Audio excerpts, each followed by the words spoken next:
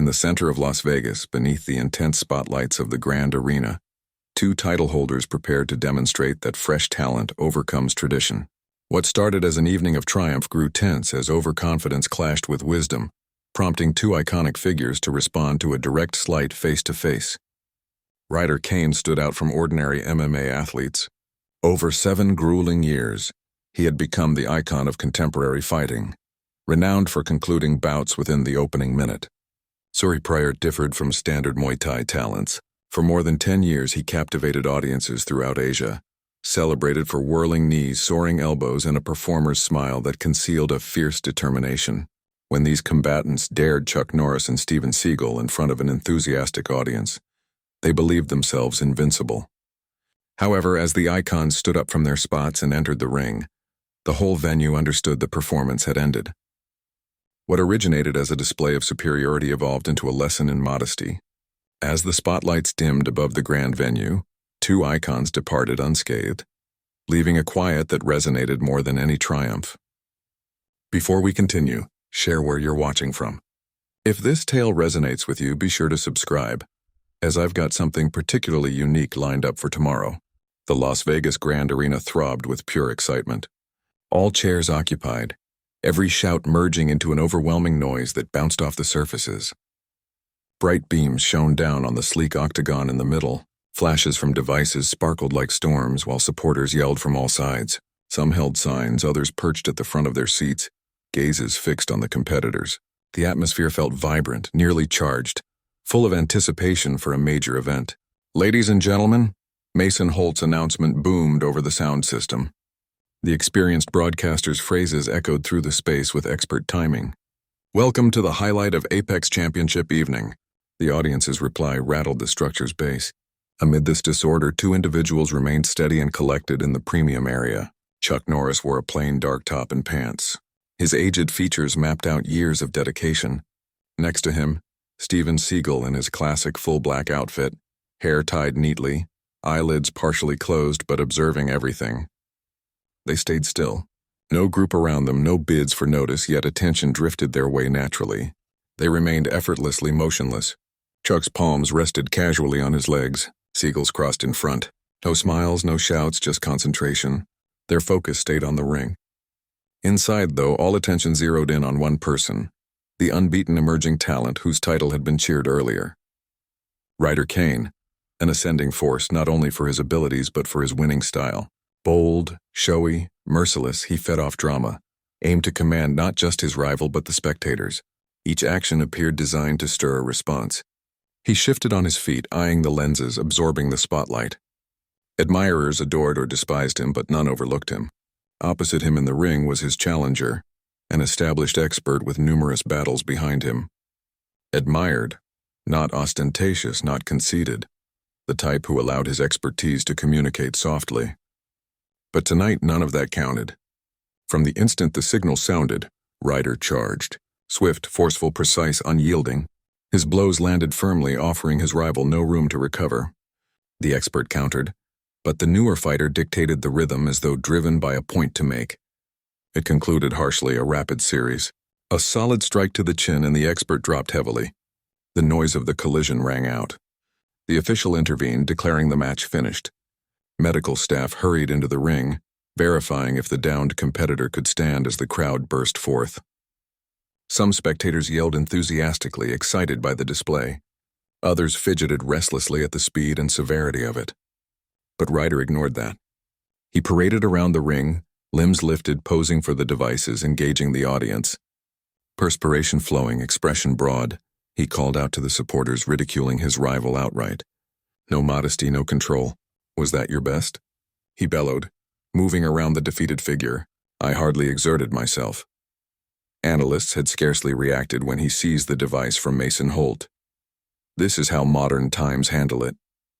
His tone echoed through the venue. None of that outdated, cautious approach. This is authentic combat. This is command.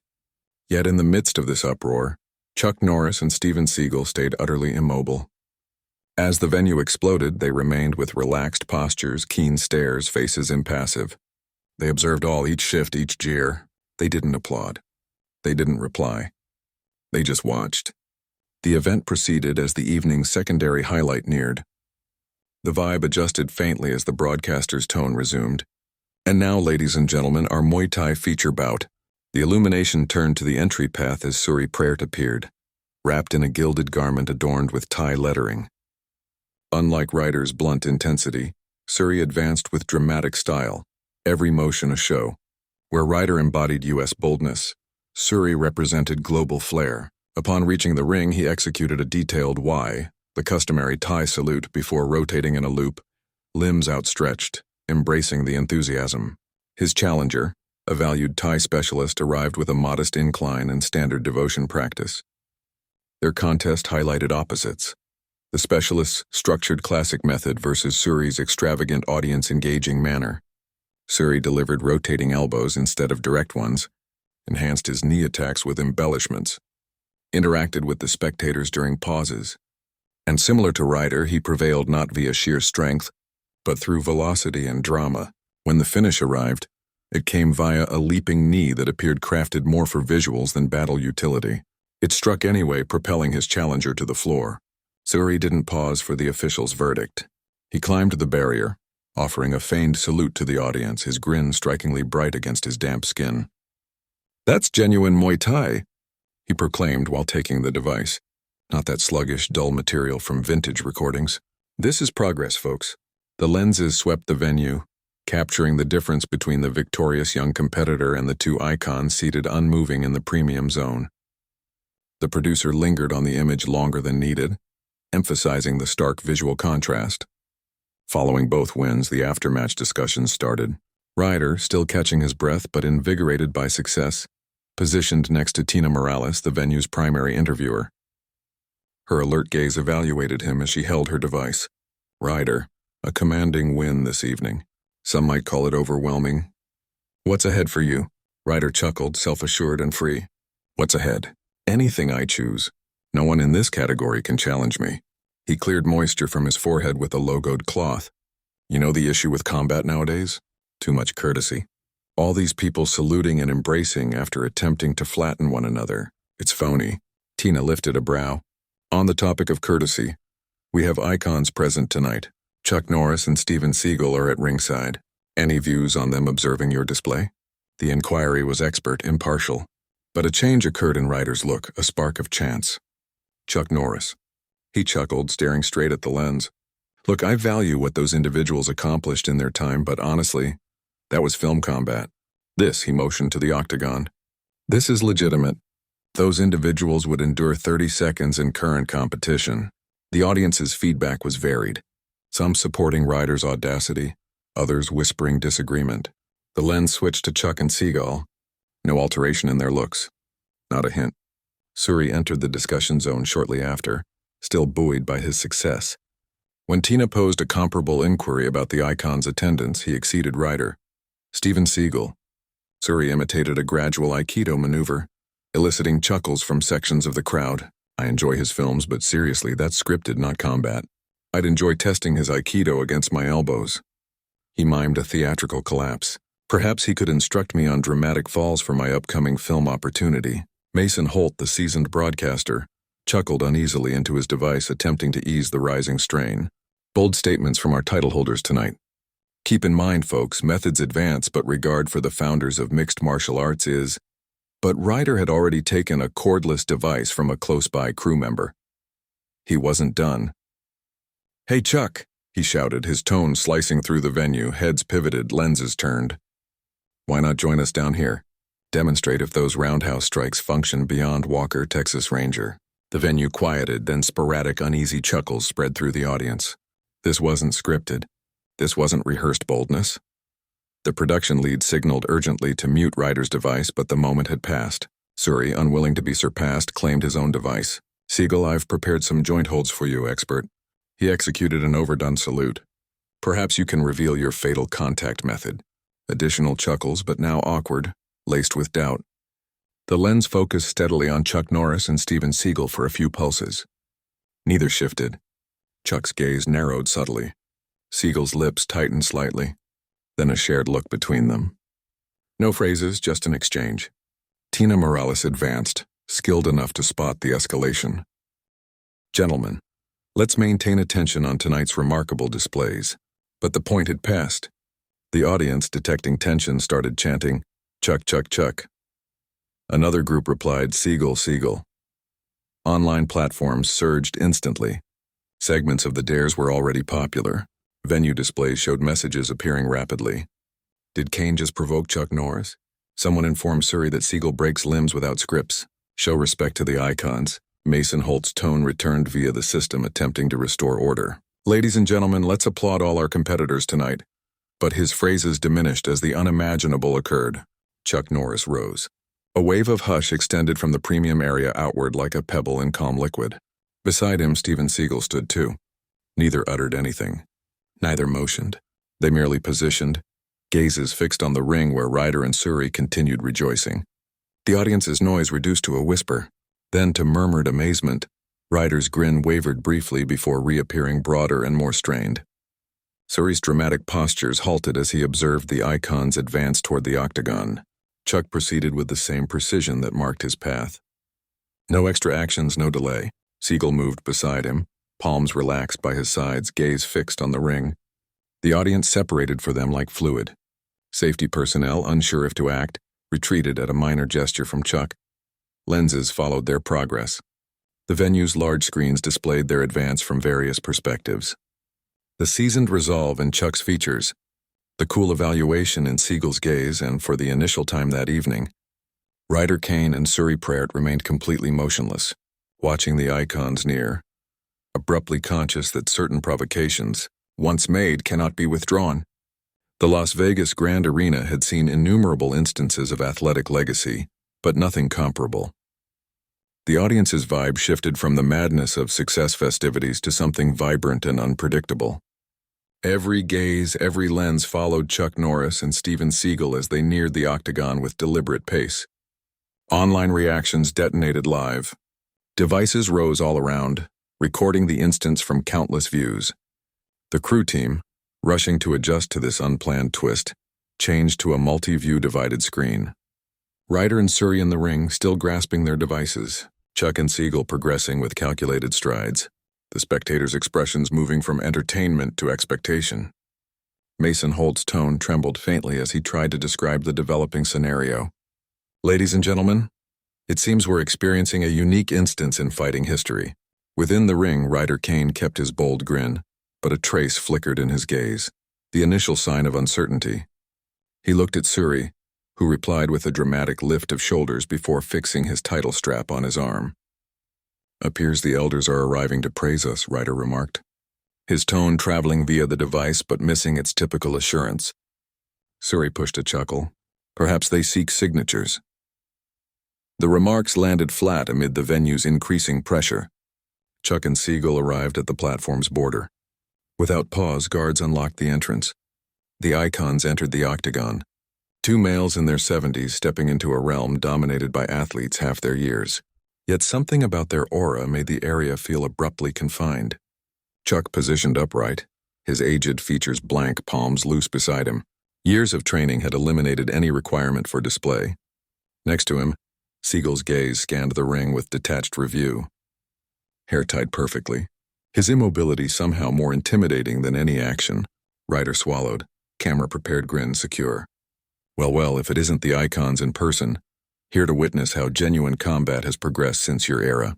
Chuck offered no reply. Not verbally. His gaze sharp, intent, unwavering, fixed on Ryder with a force that caused the younger male's grin to hesitate.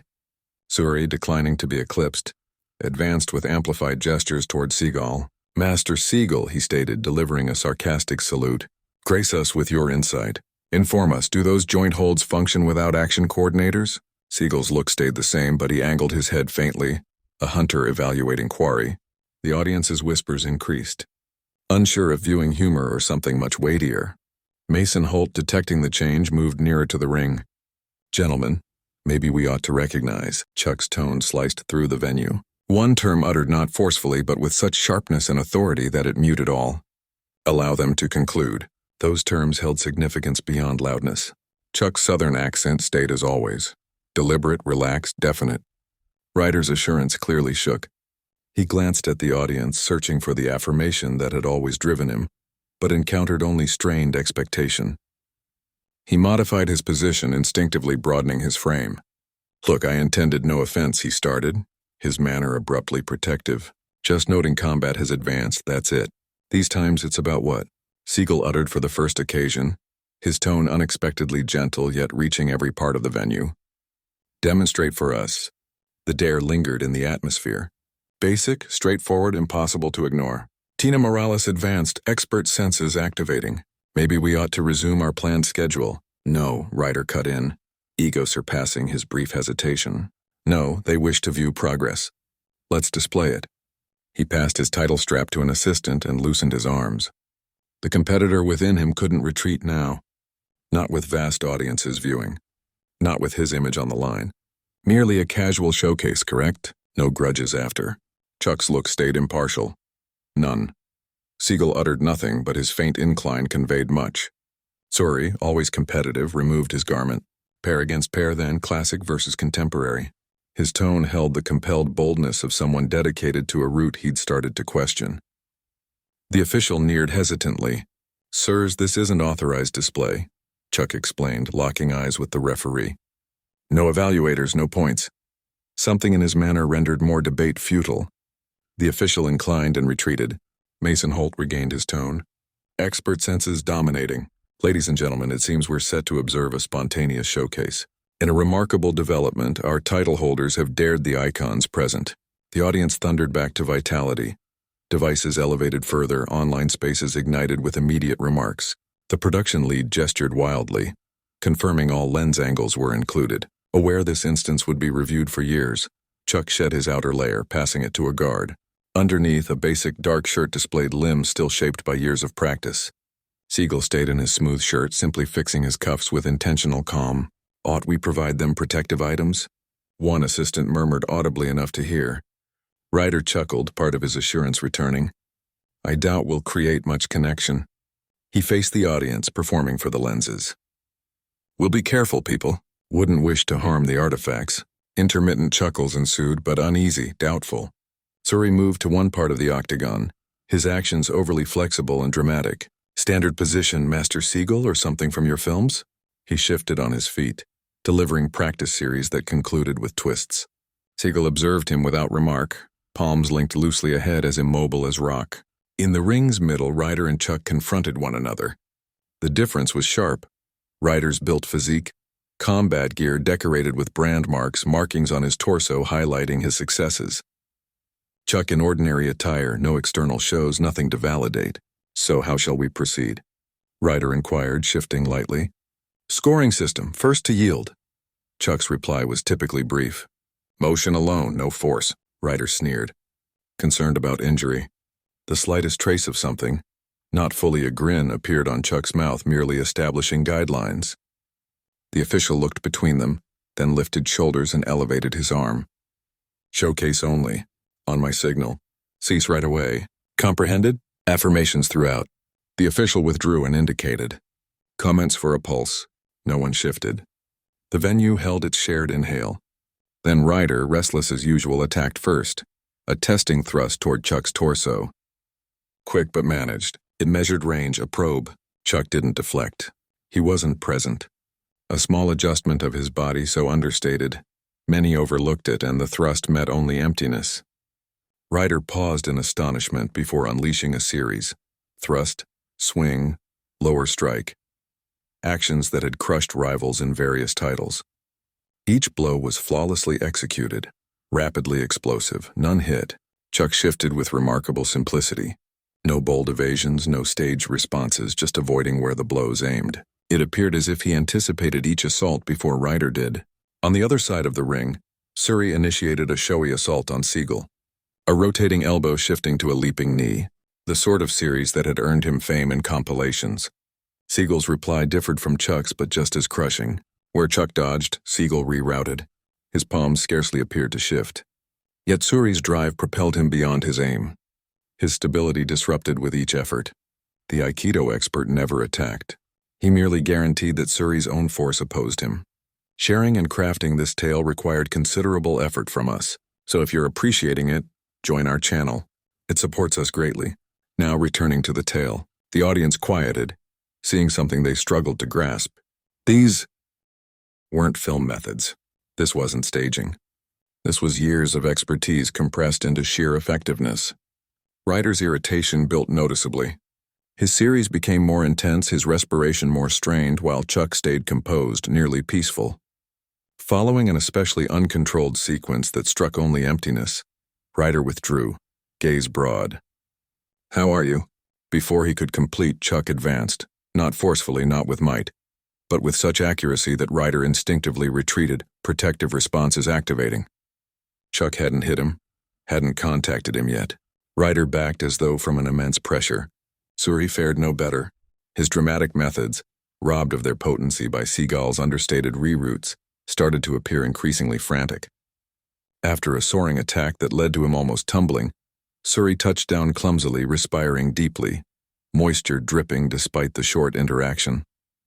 "This isn't authentic combat," he objected. In an actual contest, Seagal interjected softly. "Aim counts. Goal counts." His palm stayed relaxed beside him. "Reveal yours." Something in the dare sparked Suri's ego. His look toughened and he surged ahead with true aim. A severe elbow aimed at Seagal's skull, followed by a knee that would have crushed any typical rival. Seagal shifted. It wasn't rapid. It wasn't bold. It was effective to the extent of being nearly ordinary. A minor pivot, a small reroute with his arm, and abruptly Suri was down. Not hurled, not hit, merely positioned there by his own drive, managed by Seagal's placement. The audience inhaled sharply. Devices recorded the instance from all views. Suri gazed up, true surprise supplanting his staged assurance. At the same time, Ryder had fully dedicated to a series against Chuck, a skilled blend of current MMA. Swing, rising strike, lower kick, all blending in title form. Chuck's reply was both basic and crushing. A lateral move so small it was nearly unseen, followed by one palm positioned against Ryder's outstretched limb. Not a blow, not a seize, just positioning. Ryder discovered himself unbalanced, drive carrying him into vacant area. He staggered, almost dropped, steadied at the final instant. The full interaction had endured under 30 seconds, yet to all observing, it seemed like viewing decades of combat philosophy reduced to instants. The title holders hadn't been overcome. They'd been instructed. Mason Holt's tone shattered the hush, muted with true wonder.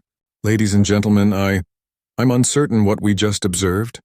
But Ryder rose, features red with a blend of feelings, shame, bewilderment, frustration, and something resembling the start of admiration. "That wasn't combat," he declared. But the claim lacked strength.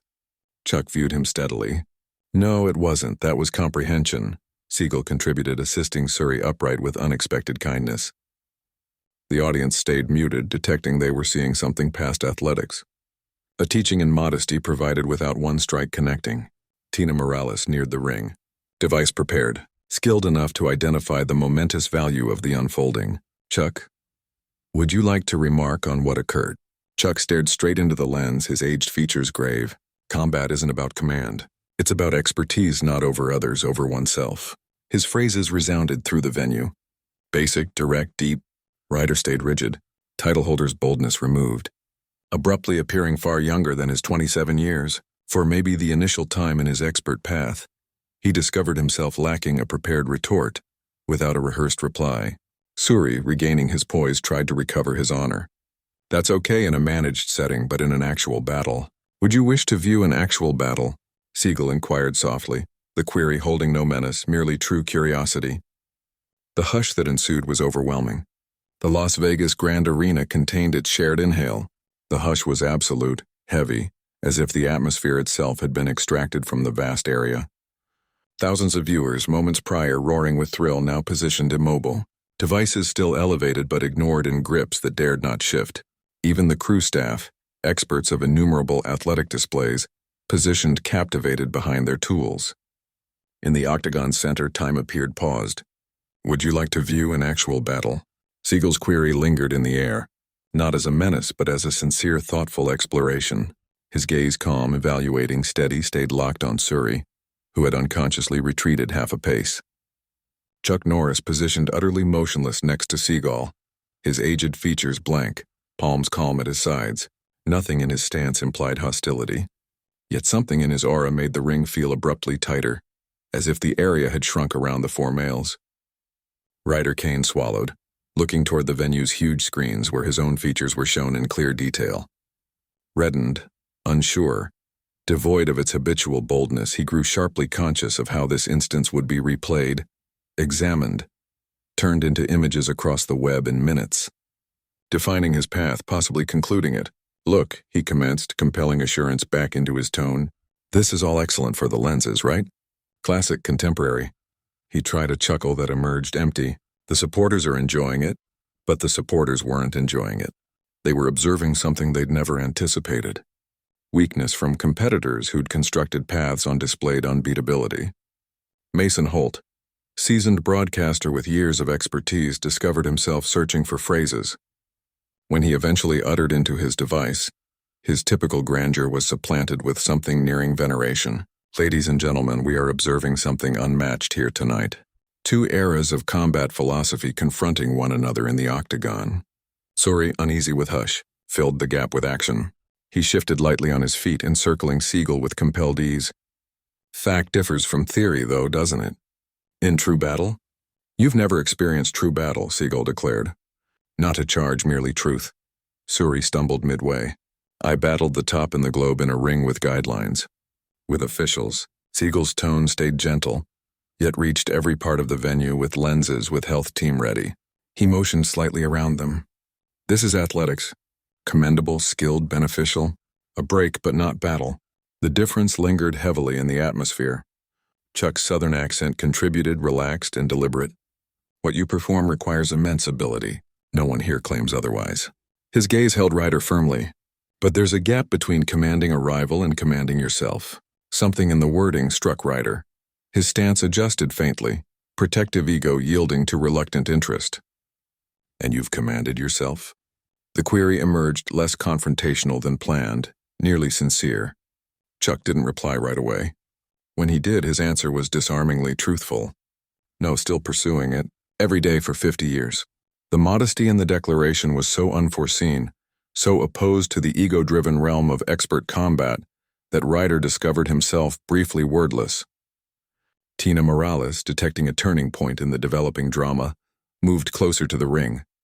"Ryder, Suri, you've both commanded your categories with undeniable ability. What's it like confronting men who formed martial arts prior to your birth?" The query was an expert escape, a chance to preserve dignity, to reshape the story. Suri began to reply with his typical dramatic style, but something halted him. Maybe it was the heaviness of Seagal's firm gaze, or maybe something profounder was starting to breach his meticulously built image. "It's distinct," he conceded, unusually restrained. "Not what I anticipated." Ryder inclined slowly. "Yeah, there's something." He labored to locate terms for ideas he'd never pondered. "When you prepare to succeed in battles, you believe that's everything." "Succeeding?" His gaze met Chuck's again. "But that's not what this concerns for you, is it?" Chuck shook his head once. "Never was." The audience stayed hushed, observing not the display they'd purchased, but something much scarcer. Genuine insight developing live. Mason Holt, interpreting the space flawlessly, reduced his tone to suit the instance's seriousness. "Ladies and gentlemen, I think we're observing something beyond athletics tonight, a transfer of insight that surpasses rivalry." But the thoughtful instance was suddenly broken as Ryder's trainer yelled from outside the ring. "Don't allow them enter your mind, Ryder. This is mental tactics. They can't equal your velocity, your strength." The disruption shattered the enchantment. Ryder straightened, glancing at the awaiting faces encircling the octagon. Thousands of supporters, backers, online platforms, his whole identity constructed on unshakable assurance. Something solidified in his look. "Discussion is excellent for moving passes," he stated, tone reclaiming its sharpness. "But this is the actual realm here." He motioned around the ring. "It's about who's superior." End. He settled into his combat position, the smooth action of a male who'd done the motion thousands of times. "So let's resolve it genuinely." Across the octagon, Suri's dramatic instincts revived. He couldn't permit Ryder to seize the focus solely. "Yes, sufficient theory." He took his Muay Thai position, palms elevated. "Display these lethal methods for real, Master Seagal." The sarcastic note in the label was intentional, designed to regain command of the story. The official advanced uncertainly. Gentlemen, this isn't an approved match. Display only. Ryder interrupted him. No one's getting injured. His gaze locked on Chuck. Correct. Chuck and Seagal shared a look, a wordless exchange born of years of mutual comprehension. Chuck inclined once, hardly noticeable. Guidelines? Seagal asked, still immobile, while Suri shifted vigorously before him. MMA guidelines? No eye pokes, no low blows? All else permitted. Ryder's assurance increased with each term. Known ground replacing the uncomfortable, thoughtful terrain. Unless that's excessive for fine, Chuck stated basically. The official glanced doubtfully toward the occasion organizer, who positioned helplessly at ringside. This was unmatched, unanticipated, potentially a huge responsibility concern, but it was also perhaps the most sellable instance in combat athletics history. After a moment's delay, the organizer gave a hesitant incline. The official raised his arm. 3-minute display round on my signal. Cease immediately. Comprehended? 4 inclines. Commence for 3 pulses. No one shifted. The audience leaned ahead collectively. Devices elevated higher. Inhaling paused. Then Ryder burst ahead. His assault was technically impeccable. A competitor in his peak, muscles activating with title accuracy. Left thrust, right swing, followed by a devastating lower strike aimed at Chuck's leg. The series had defeated rivals across several classes. Chuck shifted, not boldly, not with the staged avoidance of their prior showcase. This was something distinct, entirely minimal, effective, like fluid flowing around rock. Ryder's thrusts missed by tiny margins. Not because he was imprecise, but because Chuck simply wasn't where he predicted him to be. The lower strike, strong enough to numb most rivals' legs, connected with nothing. Chuck had rotated, a subtle balance adjustment that placed his leg just outside Ryder's reach. Irritation flashed across Ryder's features. He advanced, delivering another series quicker this time, more dedicated. Swing, rising strike, rotating elbow, methods that had made him renowned again. Chuck shifted with impossible simplicity. No extra motion, no drama, just not being where the strikes landed. Across the ring, Suri charged at Seagal with his signature leaping knee, a method that had left rivals unconscious in events across Asia. Seagal didn't evade. Instead, he advanced into the assault, palms lifting faintly. What occurred next happened so swiftly, many spectators missed it. Seagal's palms contacted Suri's leg, not seizing, not hitting, simply rerouting. Abruptly, Suri's drive carried him past his aim. He landed awkwardly. Stability disrupted, look puzzled. Before he could regain, Seagal was behind him, not having shifted rapidly, but having shifted correctly. A faint pressure on Suri's arm, barely a contact, and the Muay Thai title holder found himself stumbling ahead, prevented from dropping only by the barrier itself. The venue stayed strangely quiet. This wasn't the fierce display they'd expected. It was something both more understated and more crushing, a showcase of expertise so thorough it seemed almost routine. Ryder's irritation built visibly. His assaults grew more intense, more dedicated, and thus more exposed. After a reckless wide swing that connected with nothing but emptiness, he found himself unbalanced. Chuck advanced. For the first time, his action was resolute, rather than responsive. A single advance, a palm placed exactly against Ryder's extended limb, and suddenly the MMA title holder was on the floor, not hurled, not hit, simply positioned there by the laws of his own drive. Ryder looked up at Chuck. True shock replacing irritation. "How did you manage?" Chuck stated basically, offering a palm to assist him rise. "Not power." Ryder paused before taking the palm. As he stood again, something altered in his look, a spark of true interest piercing the competitive facade. Suri, seeing his companion title holder drop, intensified his efforts against Seagal. He unleashed a storm of Muay Thai blows, elbows, knees, the methods that had made him global champion. Each was technically impeccable, each delivered with title velocity and accuracy, none connected as planned. Seagal shifted with eerie effectiveness. Not quick, not showy, just accurate. Every time Suri dedicated to a blow, Seagal wasn't there, or worse, was precisely where he shouldn't be. The Aikido expert never countered. He simply ensured that Suri's own vitality, his own dedication worked against him after a notably intense series that left him unbalanced. Suri found himself instinctively clutching Seagal's cuff to balance. The error was crushing. Seagal's palm turned faintly, barely a shift, and suddenly Suri's joint was secured in a position that sent sharp discomfort up his limb. Not damage, just undeniable management. Seagal could have shattered the connection with little effort. Instead, he merely maintained it, his gaze meeting Suri's with steady certainty. "This is Aikido," Seagal stated quietly. "Not for lenses, for existence." The official advanced, detecting the showcase had reached its end. Time. The single term broke the enchantment. Seagal freed Suri's joint instantly, retreating with a small incline of recognition.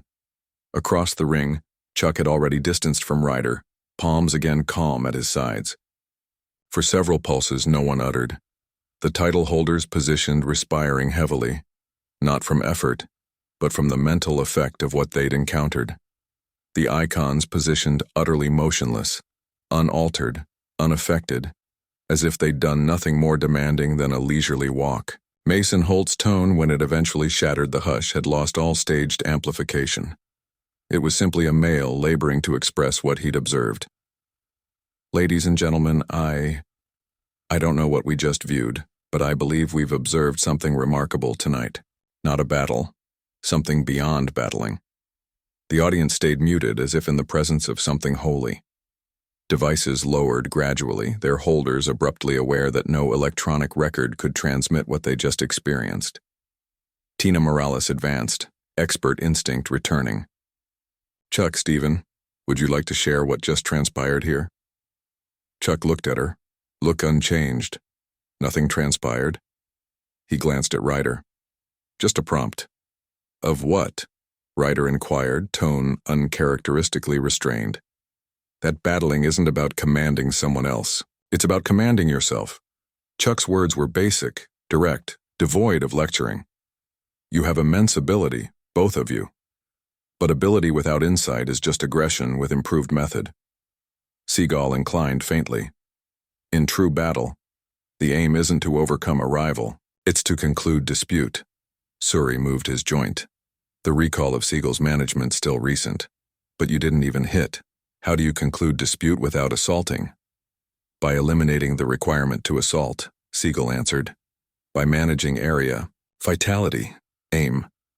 The audience listened in venerating hush, observing an expert session in combat theory delivered without arrogance, without display. Chuck turned toward Ryder. "You're skilled. Very skilled. But you're battling for the incorrect motives." "I battle to succeed," Ryder declared. But the usual boldness was missing. "Succeeding is fleeting," Chuck answered. "Command endures." With that basic declaration, Chuck turned and directed toward the ring entrance, Seagal joining beside him.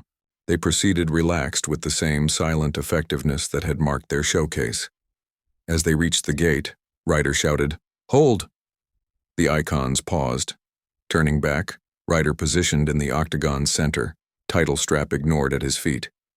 For perhaps the first time in his expert path, he appeared unsure, the meticulously built image cracking to show something more genuine below. "Could you demonstrate for me?" he inquired. The query devoid of boldness, almost youthful in its honesty. Chuck and Seagal shared a look, years of mutual comprehension passing between them instantly. "Tomorrow morning," Chuck stated. 6 a.m., Desert Wind Dojo on Industrial Road. "No lenses," Seagal added. "No online posts. No backers." Suri advanced, positioning beside Ryder. "Me as well." The dramatic style was absent from his tone, replaced by true curiosity. Chuck inclined once. Without further terms, the icons left the ring, proceeding through the astonished audience. No victorious motions, no engaging the lenses. Just two males who had conveyed everything required without conveying much. Behind them in the octagon's center, Ryder Kane and Suri Pryor positioned silent. Title holders abruptly aware of how much they had remaining to discover. Morning light spread over Las Vegas, coloring the desert horizon in strips of amber and yellow. The city remained resting, recuperating from another evening of indulgence, gaming halls clearing of their final urgent players. But on Industrial Road, distant from the boulevard's waning lights, two shapes neared a plain structure with Desert Wind Dojo, inscribed in basic text above the entrance. Ryder Kane stationed his Ferrari with unusual caution, checking his timepiece. 5:45 a.m. For perhaps the first time in his expert path, he was ahead for practice. Beside him, Suri Praert suppressed a yawn, his typical extravagance muted by the early time and the burden of last night's chastening encounter. "You believe they'll truly be here?" Suri inquired, tone low as they neared the entry. Ryder inclined. "They'll be here." Something in his manner had altered since yesterday, the staged boldness replaced by a quiet definiteness. The dojo entrance was open. They entered an area unlike any practice site they'd known before. No reflections, no emblems, no advanced tools, just smooth wooden surfaces, plain walls, and tools placed with honoring accuracy. The atmosphere carried sense of wood and dedication. At the room's center, Chuck Norris and Steven Seagal were already there, positioned in reflection. Neither recognized the younger competitor's arrival. Their inhaling deep and deliberate, eyes shut. Ryder and Suri shared unsure looks before silently removing their footwear and sitting uncomfortably on the floor a few feet distant. The hush extended, interrupted only by gentle inhaling and far-off vehicles. After what seemed endless, Chuck opened his eyes. "You're ahead," he noted. No criticism in his manner. Positive. Seagal's eyes stayed shut for a few more inhales before he too recognized their presence with a faint incline. "We didn't know what to carry," Ryder stated, motioning at his practice sack. "I have protectors' bands." "You won't require them," Chuck interjected kindly. He rose to his feet with smooth simplicity. "No extra motion, no unneeded effort. Today isn't about battling." Suri's forehead creased. "But I assumed initial teaching." Seagal cut in, his tone gentle yet occupying the area. "Cease assuming you know what follows." The title holders quieted, abruptly conscious of how misplaced they felt. Here were no lenses, no broadcasters, no viewers. Just four males in a vacant room and years of disparity between them. Chuck advanced to the floor's center. "Stand." A basic direction given without pressure. Ryder and Suri obeyed, instinctively taking their combat positions. Ryder balanced for MMA adaptability, Suri in classic Muay Thai placement. Chuck shook his head. "Not combat positions, just stand." The younger males straightened doubtfully, palms dropping to their sides. "Shut your eyes," Seagal directed, encircling them slowly. "Sense your mass on the surface." Ryder held back an eye movement before obeying. This appeared absurd, thoughtful nonsense unrelated to real battling. But the memory of last night's embarrassment was still recent. He shut his eyes. "Where's your balance center?" Chuck inquired.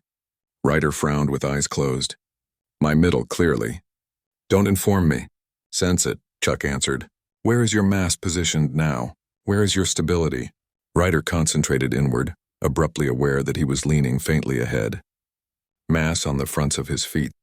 Always prepared to charge, to advance. "I'm ahead," he conceded. "On my fronts, why?"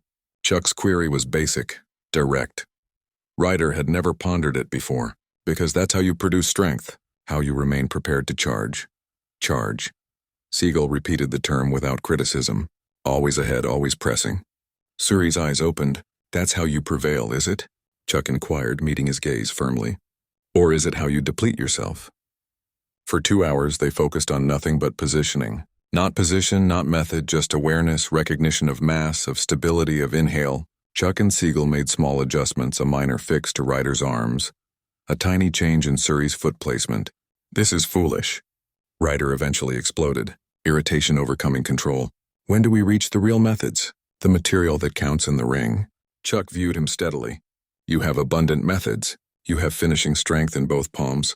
You've commanded 5 distinct holds. A break. Did any of that assist you yesterday?" The query struck harder than any bodily hit. Ryder's objection faded on his lips.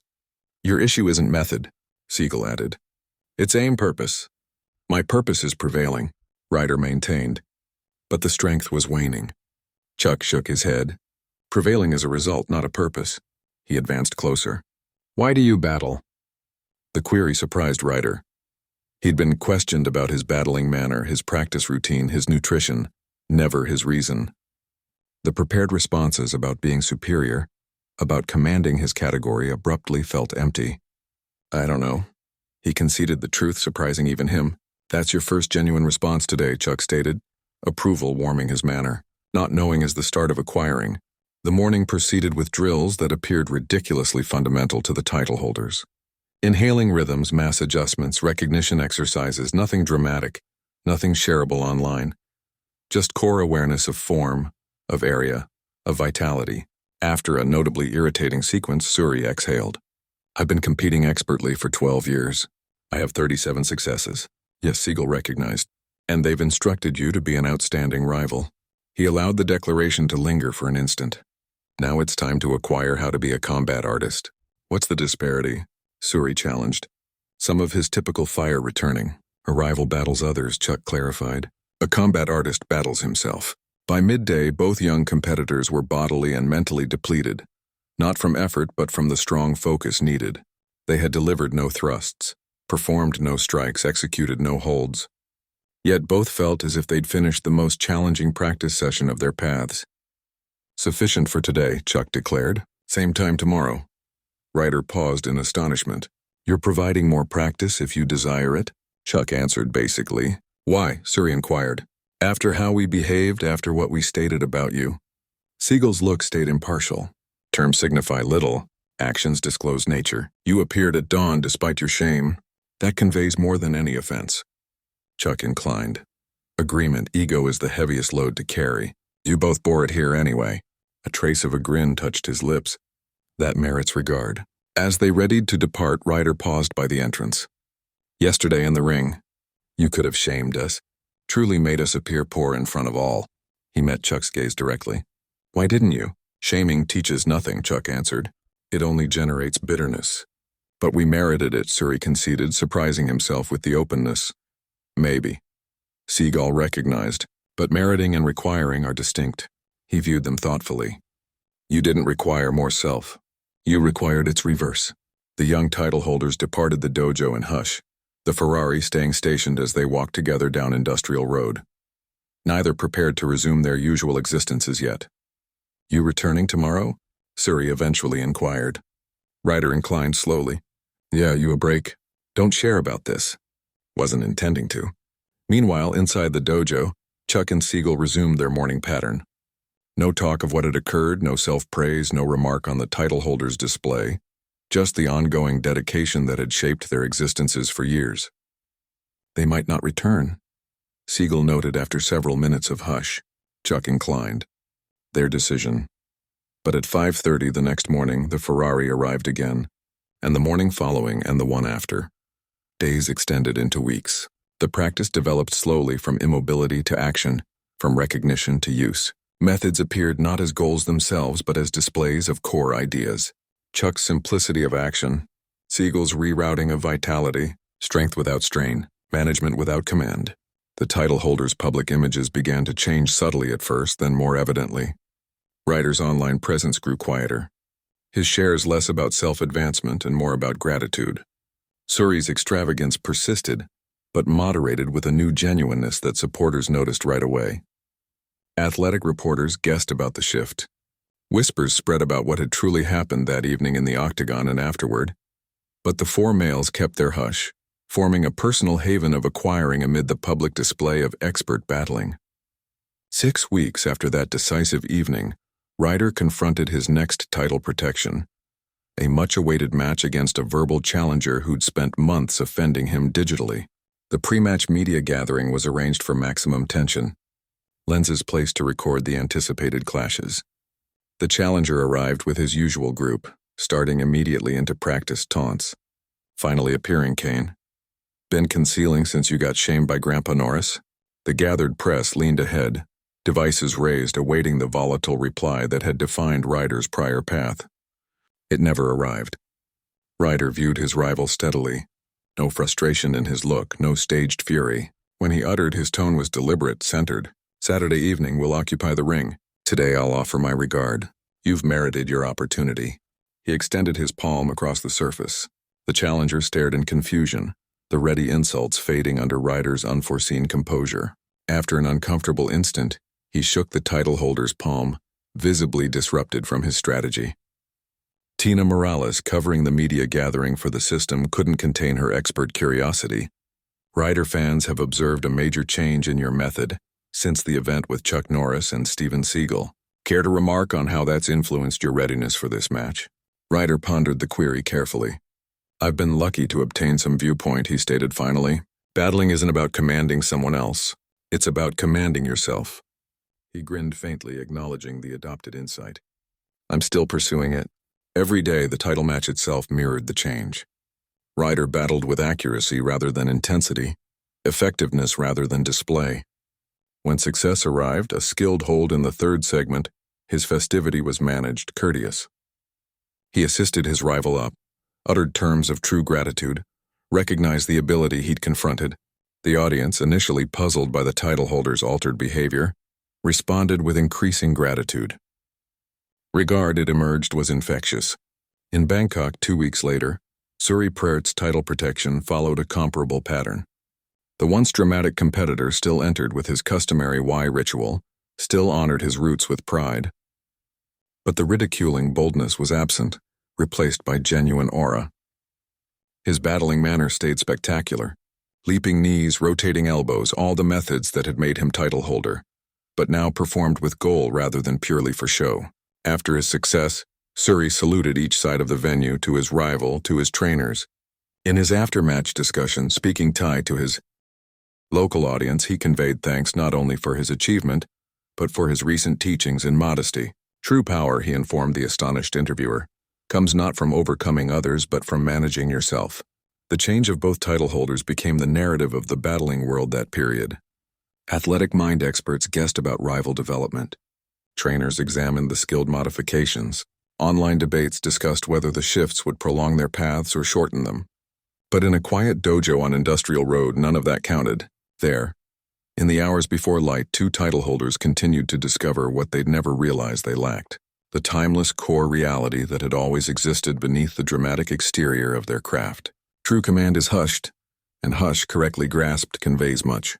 The Las Vegas light had scarcely risen above the eastern peaks when Ryder Kane's Ferrari entered the Desert Wind dojo lot. 3 months had elapsed since that decisive evening in the Grand Arena. 3 months of early sessions of basics that felt unfamiliar, of thoughtful ideas that had initially appeared unrelated to battling, but now shaped every part of his method. Today was distinct, though. Today was farewell. Suri Praert waited by the entry, having traveled from Thailand specifically for this morning. His title strap stayed secure after 2 more successful protections, each characterized by the new composure that had become his signature. The two competitors, once motivated by self and divided by rival competition, now welcomed each other with true warmth. Prepared for this? Suri inquired quietly. Ryder exhaled slowly. Not truly, you? No, a break. But it's time. They entered the dojo together, finding Chuck and Seagal already there as they had been every morning. Sometimes guiding, sometimes merely watching, always present in a manner that surpassed physical closeness. Today, a small container of tea positioned between them on the floor. 4 vessels arranged with exact arrangement. The view, so basic yet so purposeful, caused an unforeseen tightness in Ryder's throat. Sit, Chuck invited, his aged features showing nothing of his thoughts. The title holders obeyed, settling into the crossed leg placements that had once felt uncomfortable, but now came naturally. Hush stretched between the 4 males. Comfortable rather than tense, Seagal poured tea with intentional actions. The ritual itself a teaching and awareness. You're departing, he declared, no query in his manner. Ryder inclined. My practice camp begins next week, different time area, and I have duties in Bangkok, Suri added. Advancement commitments, backing occasions. Chuck accepted this data with a single incline. The world persists. Another hush interrupted only by the gentle sound of tea being consumed. We wish to express gratitude, Ryder stated finally, the terms insufficient for the change he'd experienced. For all. Seagal's look stayed unreadable. What precisely did we provide you? The query wasn't rejecting but sincerely probing. encouraging thought rather than thanks. Suri pondered carefully. Viewpoint, he answered finally. I believed I grasped battling because I grasped prevailing. And now, Chuck encouraged, now I grasp. I scarcely grasp anything. Suri conceded a grin, softening the self-review, but I'm finally posing better queries. Ryder inclined agreement. Before battling was about commanding someone else, proving something. He met Chuck's firm gaze. Now it's about uncovering something in myself through the challenge. Chuck placed down his teacup. Good responses, but partial, Seagal added. No criticism in his manner. The path continues. Chuck recognized as it should. Morning illumination streamed through the elevated openings, casting extended shadows across the smooth floor. Outside, Las Vegas was awakening to another day of created display. Inside, 4 males shared an instant of genuine link that no lens would record. No online share would document. We have something for you, Ryder stated, reaching into his sack. He removed a small wooden container handcrafted with detailed work. It's not much, but Chuck accepted the offering with an incline of recognition, opening it cautiously. Inside rested 2 basic black straps, no lines, no stitched titles, no ornamental features, just the traditional mark of command, devoid of self or display. We know you both have more straps than you could ever require, Suri clarified. These aren't for your surfaces or cases. They're prompts, Ryder continued. Every time we rival now, we'll wear these under our official straps, not visible to anyone else. Just a personal prompt of what you instructed us. For the first time that morning, feeling flickered briefly across Chuck's features. Not quite a grin, but a softening around the eyes. A moment of true acknowledgement. The best instructions, he stated quietly, are the ones that remain private between instructor and learner. He closed the container carefully. Thank you. Seagal tilted his head faintly. The strap means nothing, as you know. It's what's beneath that counts. Suri recognized. We comprehend that now. Not completely. Seagal corrected kindly. But you've started. That's sufficient. The tea ritual concluded with the same aware attention with which it had commenced. As they rose to their feet, the usual practice session notably absent, Chuck viewed his learners with quiet force. You'll continue your public existences, he noted. Titles, discussions, online platforms, both competitors inclined. Recall this, Chuck stated, his southern drawl giving weight to the basic terms. What occurs in the focus is only the exterior. Real development occurs in the shadow when no one's observing. Like light in an empty dojo, Ryder stated softly. Chuck inclined once. Exactly like that. The farewell was characteristically minimal. No bold addresses, no feelingful holds, just 4 males who had shared something genuine, recognizing its value without needing to exaggerate its importance. Palms were clasped, brief inclines exchanged, regard flowing both ways. At the entrance, Suri turned back. Will we encounter you again? Seagal's look stayed impartial. Perhaps if routes cross naturally but don't search us out, Chuck added. What needed to be conveyed has been conveyed. The rest, Seagal concluded, you'll discover within yourselves. The title holders left as they had arrived, altered in ways visible only to the perceptive eye. The Ferrari departed quietly, neither male feeling the need to fill the hush with unnecessary terms. Odd, Suri remarked finally as Las Vegas receded in the mirror. 3 months ago, I would have recorded every session, shared every understanding, used the link for supporters. 3 months ago, I wouldn't have grasped what truly counted. Ryder agreed. Inside the dojo, Chuck and Seagal resumed their morning reflection. The wooden container placed carefully aside. No discussion of what had transpired. No examination of the learner's advancement. Just the ongoing dedication that had defined their existences for years. Later that week, Tina Morales obtained an exclusive discussion with Ryder Kane ahead of his approaching title protection. The system had advanced it extensively, promising understandings into the title holder's change. Your whole method has shifted since that evening with Chuck Norris and Steven Seagal, Tina noted. Expert curiosity clear. Supporters want to know what precisely occurred? What did they instruct you? Ryder pondered the query, recalling Chuck's terms about what occurs in the focus versus the shadow. They prompted me of something I'd overlooked, he stated finally. Something vital that got misplaced in titles and backings. And what was that? Tina urged. Ryder grinned faintly. If I could clarify it in a discussion, it wouldn't be worth acquiring. The reply wasn't what the system had anticipated, but something in Ryder's genuine aura made it engaging nonetheless. Viewers noticed. Remarks flooded the recording. Never thought I'd admire Kane more for uttering less. Anyone else sense like we're observing an entirely different competitor? Whatever those icons did, it functioned. Suri confronted similar queries upon returning to Thailand. Journalists, supporters, even his own advancement team urged for details about the secret practice with Seagal. His replies mirrored Ryder's in content, if not in manner. Genuine recognition without exploitation of the link. When a notably persistent journalist demanded specific methods he'd acquired, Suri grinned. The most valuable method, he answered, is acquiring when not to utter. The battling world continued its cycle of promotion and display. New challengers appeared. Disputes ignited and diminished.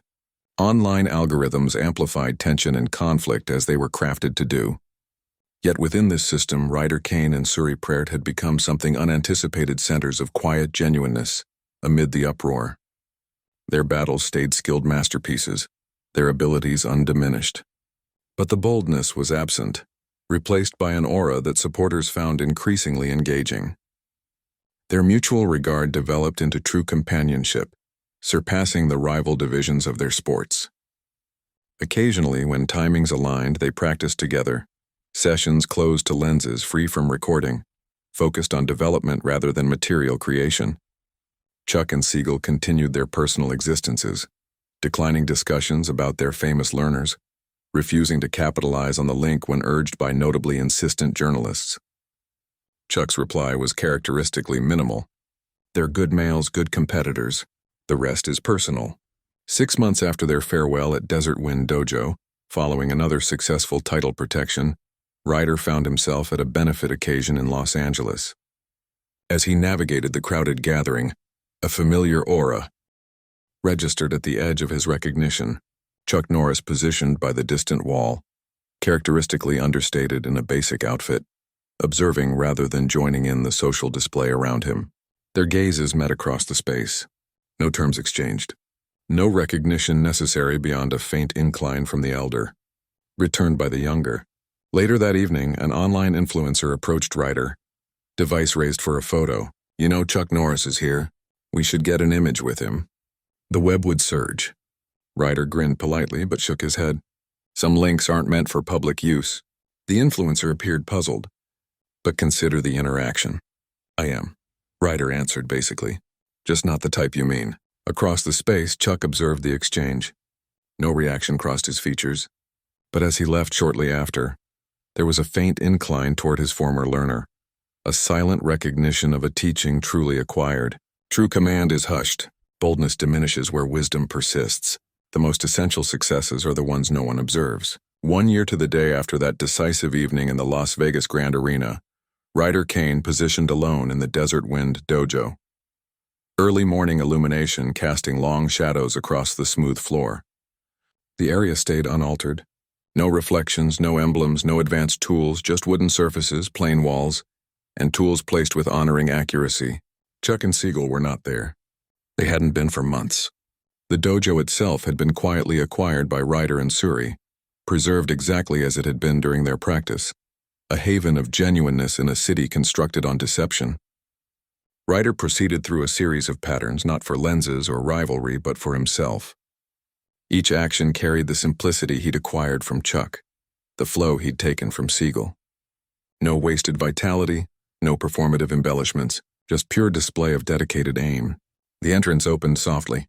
Suri entered, placing his travel sack by the entry and removing his footwear with practiced regard. He'd traveled from Bangkok specifically for today's milestone, declining 3 advancement chances and a profitable display match to make the trip. Begun without me? He inquired, a grin warming his features. Ryder completed his pattern before recognizing his companion. Just preparing. How was the travel? Long worth it? Suri glanced around the vacant dojo. Feels odd being here without them. They're here, Ryder answered basically. Just not bodily. Suri inclined understanding. Over the past year, both males had integrated their teaching so deeply that the distinction between instructor and instruction had begun to fade. Chuck's simplicity of action, Seagal's rerouting of vitality. These weren't just methods anymore, but ideas that informed every aspect of their approach to battling, to recognition, to existence. They commenced their practice session without talk. falling into the patterns established during those early teachings. No terms necessary, no guidance needed. Two title holders moving in sync, neither directing nor following, each supporting the other's development. An hour later, as they positioned in reflection, Suri broke the comfortable hush. We never truly expressed gratitude to them properly. Ryder opened his eyes. I'm not certain they desired thanks. No, Suri agreed. But gratitude should be conveyed even if it's not anticipated. What did you have in mind? Suri grinned. I've been pondering that for months. Later that day, they met with Mason Holt, the seasoned broadcaster whose tone had described their paths for years. Now partially retired, Mason had shifted to creating recorded content for the battling world. His understandings respected across the field. A recorded piece about that evening, Mason explained, consuming coffee in his Las Vegas workspace. That's not much recording to work with. It's not about the recording, Ryder clarified. It's about the effect, the change, Suri added. Not just ours, the spreading influence. Mason pondered this. You're both still at the peak of your categories. Viewership for your battles is higher than ever, despite or perhaps because of your altered method. He leaned ahead. People are captivated by genuine development. It's uncommon in this field. That's why the timing is correct. Ryder stated not to exploit the link with Chuck and Seagal, but to honor the ideas they represent. Ideas like Mason urged command over display. Suri answered. Content over display. Management rather than command, Ryder added. Battling yourself instead of others. Mason inclined slowly. Expert instincts engaging. It's engaging. But will Chuck and Seagal join? They've declined every discussion request about that evening. We're not asking them to join, Ryder explained. This isn't about them individually. It's about what they represent. A heritage of combat philosophy that's getting misplaced in modern rivalry. A prompt, Suri continued, that beneath the backings and online and payment views there's something deeper, something that truly counts. Mason's look shifted from expert interest to true curiosity. You know, he stated finally, in 40 years of covering combat athletics, I've never seen two title holders at the height of their paths focus on heritage over advantage. He placed down his coffee vessel. I'm in. Creation began quietly, without media releases or online declarations. Unlike standard battling recorded pieces with their bold music and exaggerated description, this project took a different method. Reflective, detailed, focused on the thoughtful foundations of combat arts rather than its spectacular exterior. Competitors across fields were discussed not just about that specific evening, but about the tension between rival success and combat integrity. Trainers spoke about the challenge of developing title holders who stayed connected to the deeper customs of their arts. Recording from Ryder's and Suri's recent battles illustrated the evolution in their methods. Skilled proficiency combined with thoughtful recognition. Chuck and Seagal, as anticipated, declined formal discussions. Their presence in the recorded piece would stay limited to the original recording from that evening, supplemented by stored material from their respective paths. Their hush was respected rather than avoided itself, a teaching in the project's central theme. 6 months into creation, as the recorded piece neared completion, Ryder received an unanticipated message. Chuck Norris wished to meet. No clarification, no context, just a request for a talk at the dojo the following morning. Light found Ryder waiting anxiously. The area prepared with the same care he'd always shown during practice. When Chuck arrived, he entered with the same quiet simplicity that characterized everything. No spectacle, no declaration, simply there one instant where he hadn't been. Thank you for arriving, Ryder stated, inclining faintly from habit. Chuck inclined recognition. I heard about your recorded piece. Ryder tensed involuntarily. We're not exploiting the link. We've been careful to. Chuck raised a palm, the motion stopping Ryder mid-phrase. I know. The pressure eased faintly. They advanced to the floor's center, positioning across from each other as they had during those early practice sessions. Steven and I have talked about it, Chuck continued. We've viewed the initial version. Ryder paused in astonishment. How did you? Mason Holt is an old companion, Chuck clarified. He thought we should view it before making a final choice about joining. I comprehend if you don't wish to be involved, Ryder stated quickly. The project is about ideas, not individuals. We can focus on will join, Chuck interjected kindly under specific terms. The declaration was so unanticipated that Ryder momentarily lost his poise. You will, both of you? Chuck inclined once. The message counts more than our privacy. What terms? Ryder inquired. Expert caution returning. 3, Chuck declared basically. First, no personal queries, no background about our existences, our paths, our personal theories. The focus remains on the ideas, not on us. Ryder inclined immediately. Agreed. Second, we utter only once. At the end, our hush throughout the rest of the recorded piece stays intact. The teaching isn't in our terms, but in what occurred that evening, absolutely. Ryder agreed. That's exactly the method we've been taking. Third, Chuck concluded. No advancement featuring us, no. Chuck Norris breaks his hush headlines. No special listing. No using our titles for viewership. This third term gave Ryder pause not because he disagreed, but because it contradicted every marketing idea in modern media. Still, he inclined firmly. Done. These are the same boundaries we've tried to maintain throughout creation. Chuck viewed him firmly. Aged features revealing nothing of his thoughts. After an instant he inclined, apparently satisfied with what he saw in the younger competitor's gaze. Tomorrow, midday, the old recording area on Charleston Boulevard. 1 hour, 1 lens. Steven will be there. He rose smoothly to his feet. No repeats, one talk captured genuinely. We'll be prepared, Ryder promised, standing as well. Thank you for, but Chuck was already directing toward the entrance. The talk complete in his estimation. At the threshold, he paused briefly. You've altered, he noted. No criticism in his manner. Both of you. Before Ryder could answer, Chuck was gone as quietly as he'd arrived. The discussion the following day unfolded exactly as Chuck had specified. 1 lens, 1 talk. No bold illumination, no styled setting, just 4 males positioning together in the basic recording area. What transpired wasn't the standard discussion format of query and reply, but rather a genuine exchange about combat arts theory, about the tension between display and content, about the difference between battling for others versus commanding oneself. Chuck and Seagal uttered sparingly but accurately, years of knowledge reduced into carefully selected terms. When questioned why they'd agreed to join after a year of hush, Seagal's reply was characteristically direct. Because it's not about us, it's about what was lacking. And what was that? Mason inquired from behind the lens. Chuck answered, regard for the art, for its goal, for its heritage. A break for yourself. The discussion concluded with a query that had troubled both title holders since that evening in the venue. Why assist us? After how we behaved, the things we uttered, why bother? Chuck and Seagal shared a look. That same wordless exchange born of shared comprehension. Because someone did the same for us, Chuck answered basically. Years ago. The circle persists, Seagal added, as it should. With that, the discussion ended. No bold conclusions, no feelingful farewells, just the quiet certainty of a talk complete. 6 weeks later, the Legacy of Silence debuted not with a formal event or advancement surge, but with a personal viewing attended by a carefully chosen audience of competitors, trainers, and combat arts practitioners across fields. The recorded piece unfolded as a reflection rather than a display. Opening with recording from that evening in the venue, it expanded outward to explore the thoughtful foundations of combat arts, the mental components of true command, the distinction between rival success and deeper accomplishment. Chuck and Seagal appeared only at the end, their presence carrying the weight of years of experience.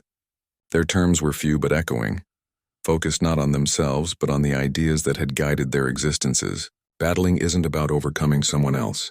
It's about commanding yourself. True power doesn't declare itself. It simply persists. Success over others is fleeting. Success over yourself is lasting. The recorded piece concluded not with bold music or motivational sayings, but with hush.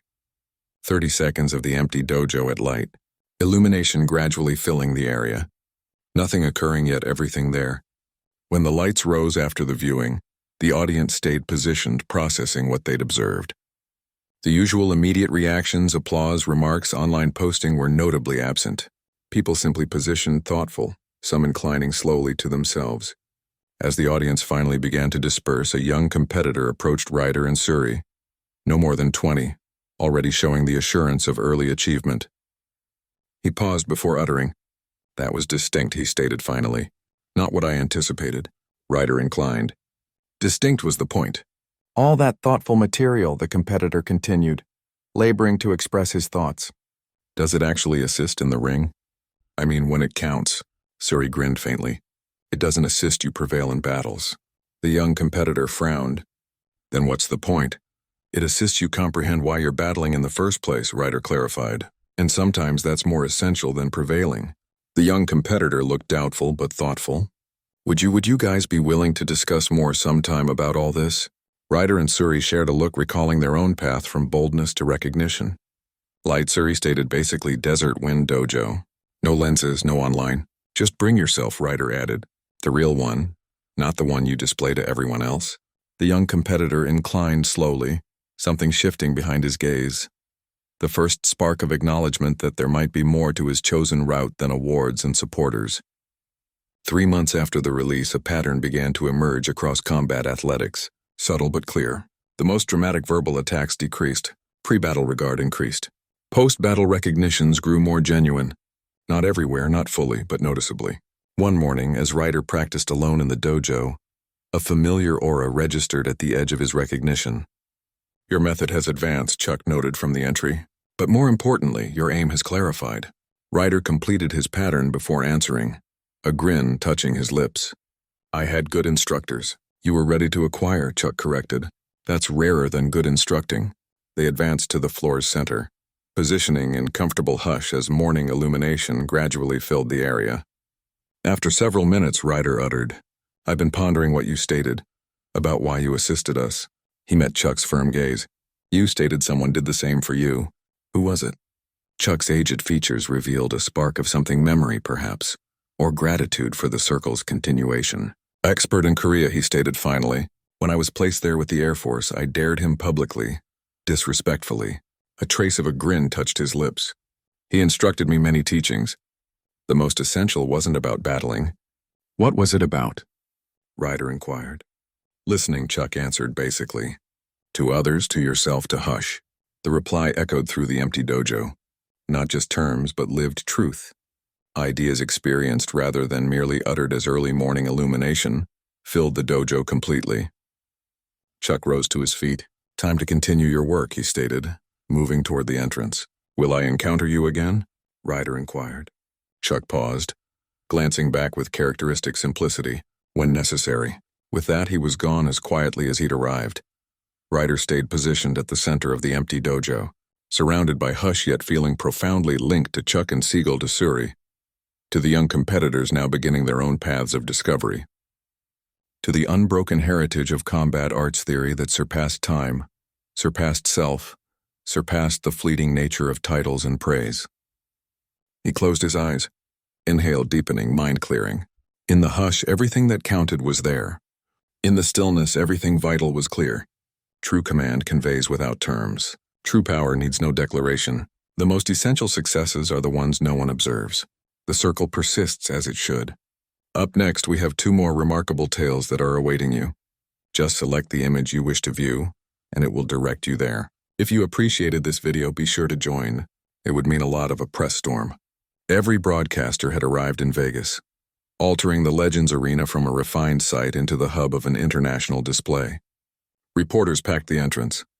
Guards operated extended hours and digital networks flared with guesses, images, and intense discussions on the impending showcase. By early afternoon, Dana got verification. The occurrence had turned into the Globe's top discussed subject, exceeding votes, disputes, and star controversies. What started as a rash dare had changed into a societal instance, a fusion of periods, ideas, and views on power that echoed well past amusement. As dusk neared, she positioned in the vacant venue, picturing the disorder soon to occupy it. Her device rang once more, this instance Chuck Norris directly. Miss Voss. His steady tone contrasted sharply with the surrounding madness. I wish to inquire about you directly. The thoughtfulness surprised her. I'm coping, she responded truthfully. I realize this deviates from your venue's intended launch. Mildly stated, a soft laugh. Existence seldom adheres to our outlines. The matter is our adjustment to surprises. Dana expressed the concern she'd concealed professionally. Individuals might suffer harm tonight. Images harmed, history stained. Possibly, Chuck admitted. Or possibly a beneficial insight could arise. At what expense? Reality frequently demands payment, he remarked plainly. But its worth surpasses the cost. After ending, Dana remained solitary in the broad area, his terms resounding. Beyond, the sun descended. In lodging spaces and private fitness areas throughout Las Vegas, Four icons readied for a meeting none foresaw a day prior. The fusion was no longer nearing. It was present. 7 p.m. changed the Legends Arena into a basic essence. Absent was the refined feel of the debut evening, substituted by a charged setting that sparked with eagerness. Every position occupied soon after access opened. Overflow areas brimmed. Safety officials lingered anxiously, assessing capacity against the pressing throng from every direction. Centrally, the display area had been adjusted, expanded with enhanced beams and custom surfaces that provided safeguard without restricting action. 4 access points built, 1 per direction, each with unique design, all crafted for peak dramatic effect. Dana Voss positioned in the control area, surveying everything, scarcely identifying her own work. What was designed as a graceful exhibit of combat styles had altered into a contemporary fighter spectacle. Broadcast teams from all primary channels vied for spots. Stars occupied the leading rows. Mobiles prepared to seize what many termed the century's clash. 5 minutes to transmission, the operations head declared. Arrivals start in 3, Dana braced. Sound peaks maxed. This gathering is extreme. Indeed, the din had turned nearly solid. A barrier of noise from thousands of tones, all pulsing with identical heated thrill. Dana had managed athletic occasions, performances, even civic gatherings. But never such vigor. It pushed against the enclosure's pain, seeking outlet. Access 1 prepared, the signal arrived. Arnold set. Dana fortified herself. Initiate the order. The venue beams darkened strikingly, immersing the area in brief shadow. The assembly's shout strengthened, then turned to a shared inhale as the opening beats of Welcome to the Jungle blasted via audio. Beams cut the gloom, meeting at the northern access, where flames burst in managed explosions. Arnold Schwarzenegger appeared amid created mist, limbs lifted victoriously. At 77, clad in a close athletic top that highlighted his still notable build, he demanded focus through pure dominance. The assembly detonated, repeating his title as he advanced to the area with the assured step that defined endless film scenes. Access 2 prepared. The signal crackled. Stallone sat. The tunes changed to the distinct start of Eye of the Tiger. The eastern access lit as Sylvester Stallone emerged, more reserved than his associate, but equally compelling. Where Arnold engaged the masses, Stallone appeared centered within. His look one of held force as he neared the area. The pair converged at the core, gripping palms in a unity display that sparked another surge of shouts. Arnold drew near, uttering something that prompted Stallone's stern nod. Accesses 3 and 4 prepared, the operations head declared. Norris and Seagal set. Dana delayed, abruptly conscious of the impending contrast. Continue. The tunes and flames ceased suddenly. Quiet fell, interrupted solely by the puzzled hum of the masses. Then, sans announcement or declaration, the southern access softly brightened. Chuck Norris advanced, attired in a plain black uniform with a crimson band, a subtle reference to his Walker Texas Ranger period. No audio backing, no effects, merely the calculated pace of a man who refined controlled action over a lifetime. From the western access, Steven Seagal appeared concurrently, his standard Aikido garb flowing with each move. Like Chuck, he advanced sans drama, his concentration fully inward. The masses' response altered, hesitant initially, then rising into a distinct form of regard. Not the wild thrill that met Arnold and Stallone, but a profounder, nearly sacred acknowledgement. Thousands of mobiles elevated further, seizing the instant when Flair encountered restraint. The 4 converged at the area's center. The difference was instant and clear. Arnold and Stallone projecting vigor outward, engaging the lenses, while Chuck and Seagal stayed contained, their essence marked by calm overshow. Ladies and gentlemen, the presenter's tone echoed through the venue. Welcome to the most unique display in fighting history.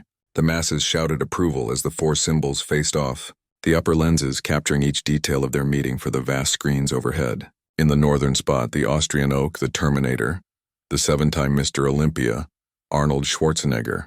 Arnold elevated both limbs, rotating fully to note the booming reply. And his associate, the Italian stallion, the creator and lead of the Rocky and Rambo series, Sylvester Stallone. Stallone raised a fist upward, his features fixed in the resolved look that marked his brand over 50 years of films. In the southern spot, 8-time global karate title holder, creator of the Chun-Kuk-Do combat system and lead in Walker Texas Ranger Chuck Norris. Chuck gestured once, his look peaceful amid the surrounding uproar, and his associate 7th-level black belt in Aikido, combat trainer to celebrities and film symbol Steven Seagal. Seagal held still, noting the presentation with merely a faint head tilt as the guidelines were detailed. 3 segments: display setup, scores over elimination. Dana observed the 4 closely. Arnold's assurance appeared to emit outward, his posture broad and commanding. Beside him, Stallone's vigor was more directed, his gaze continually evaluating, reviewing. But it was the opposing calm of Chuck and Seagal that captured her focus, the silent surety in their stance, the spareness in their tiniest actions. The officials summoned them centrally for last directions. Arnold inclined a head, grinning widely for the records. Like former times, yeah. Predator against Delta Force.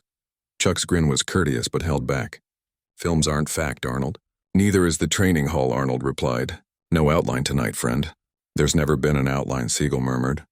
His first open words that night. That's the essence. The official parted them, indicating the display's start. The masses silenced briefly, jointly pausing breath as the 4 symbols assumed places. Arnold and Stallone discussed shortly, then took combat poses any film enthusiast would identify. Striking, record-prepared stances meant to highlight physical form. Opposite, Chuck and Seagal adopted classic positions. Chuck's palms elevated in the unique defense of his personal Chun-Kuk-Do method. Seagal's open hands stretched in Aikido's accepting stance. The contrast couldn't be sharper. The signal sounded.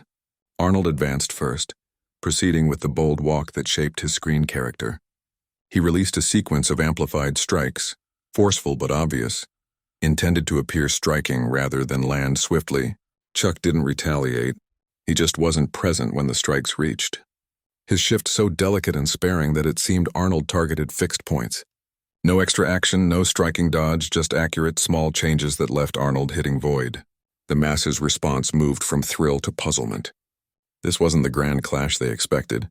At the same time, Stallone clashed with Seagal, trying a mix of swings and rising blows that could seem crushing with proper angle and cuts.